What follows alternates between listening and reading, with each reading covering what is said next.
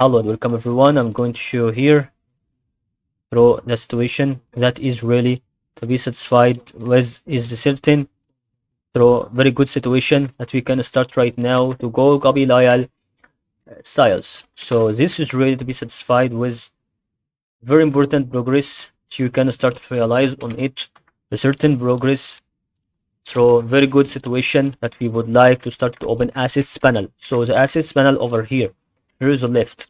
To go start to right click on any style that you want and then start to copy a text or something that you want from this kind of the library things. So for example, I would like to start to go for materials 3 thing over here.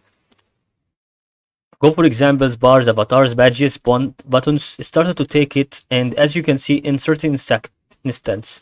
So this can be really some kind of times properties is being appeared with this moment. You can copy it and paste it as you see.